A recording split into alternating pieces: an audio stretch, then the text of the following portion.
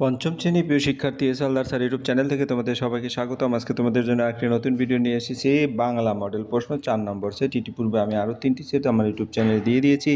30 মার্কের একটি স্কুলের প্রশ্ন আমি বিশ্লেষণ সহ সম্পূর্ণ সমাধান দেখাবো তোমাদের এই ভিডিওতে। কাজে তোমরা যারা এখনও আমার চ্যানেলটিকে সাবস্ক্রাইব করোনি তারা এখনই চ্যানেলটিকে সাবস্ক্রাইব করে বেল আইকনটি প্রেস করে দাও।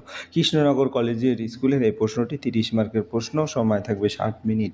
শূন্যস্থান পূরণ করো। 5টি শূন্যস্থান আছে, 5 মার্ক। 2 নম্বরের প্রশ্ন যদি দেখি, 2 নম্বরে হচ্ছে তোমার শব্দযুগলের মধ্যে অর্থ পার্থক্য লেখো, এক কথায় উত্তর এবং অর্থ লেখো, এরকম করে টোটাল প্রশ্ন 7 নম্বরের প্রশ্ন। 3 নম্বরের প্রশ্ন হচ্ছে এক কথায় উত্তর দাও, এরকম 8টি প্রশ্নের অ্যান্সার করতে হবে। এবং 4 নম্বরের প্রশ্ন হচ্ছে 5টি প্রশ্ন উচ্চারণ করতে হবে, 2 মার্ক করে 10 মার্ক। আমরা এখন এক এক করে উত্তরগুলি দেখে নেব। তার আগে পূর্ণাঙ্গ প্রশ্নটি একটু দেখে নিচ্ছি। এই হচ্ছে পূর্ণাঙ্গ প্রশ্ন। হ্যাঁ, সরাসরি মাঠ মানে তো সবুজ প্রাণের ড্যাশ এক দ্বীপ। আমরা উত্তরটা যদি একটু দেখে নেই, হ্যাঁ, তাহলে এখানে কি মাঠ মানে তো সবুজ প্রাণের শাশ্বত এক দ্বীপ। এই যে শাশ্বত এক দ্বীপ, কারণ তুমি যদি লাইনটি দেখো, মাঠ মানে তো সবুজ প্রাণের শাশ্বত এক দ্বীপ, লাইনটি এভাবেই আছে। হ্যাঁ, সেই সবুজ বনের ড্যাশ নেমে এসেছে নিচের সমভূমি পর্যন্ত। এটা আঁচল নেমে এসেছে, সম্পূর্ণ নয়, সেই সবুজ বনে আঁচল নেমে এসেছে নিচের সমভূমি পর্যন্ত। এরপরে আমরা 3 নম্বর, গভীর জঙ্গলের মধ্যে একটি ড্যাশ ভাগের সঙ্গে দেখা। গভীর জঙ্গল ক্ষুধার্ত বাঘের সঙ্গে, গভীর লাইনটি যদি দেখি, বইয়ের লাইনটি, গভীর জঙ্গলের মধ্যে ক্ষুধার্ত বাঘের সঙ্গে দেখা। হাসলো কোমল ড্যাশ মেলে, হাসলো কোমল ঠোঁটটি মেলে। সম্পূর্ণ লাইনটি হাসলো কোমল ঠোঁটটি মেলে। ড্যাশ শুধু ড্যাশ এই তল্লাটি, হ্যাঁ, পাখি নেই শুধু, শুধু শুধু পাখি এই তল্লাটি পাখি নেই শুধু, হ্যাঁ, পাখি এই তল্লাটি পাখি নেই, এরকম করে উত্তরটা দিতে হবে। এরপর আমরা 2 নম্বরের প্রশ্ন দেখব।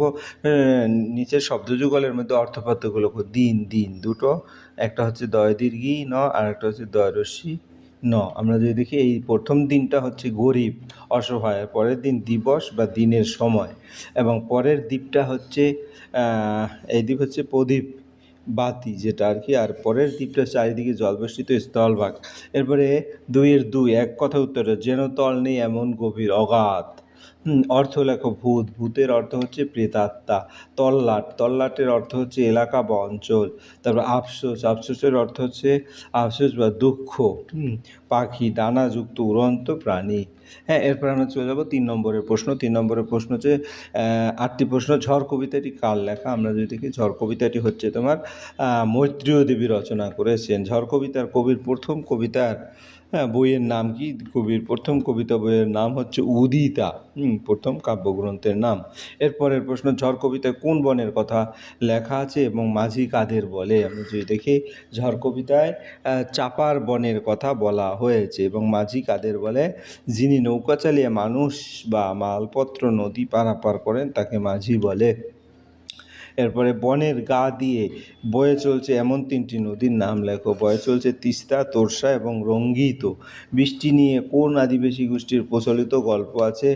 লেপচা আদিবাসী গোষ্ঠীর মধ্যে বৃষ্টি নিয়ে একটি প্রচলিত গল্প রয়েছে। তারপরে কি হলো, কোন দুটি মাস সুন্দরবনের মধু কাটার সেরা সময় এবং যারা ফুল থেকে মধু সংগ্রহ করে তাদের কি বলে, এবং যারা খেজুর গাছ থেকে রস সংগ্রহ করে তাদের এই বা কী বলা হয়? আমরা যদি দুটো উত্তরে দেখি, এপ্রিল ও মে মাস সুন্দরবন মধু কাটার সেরা সময়।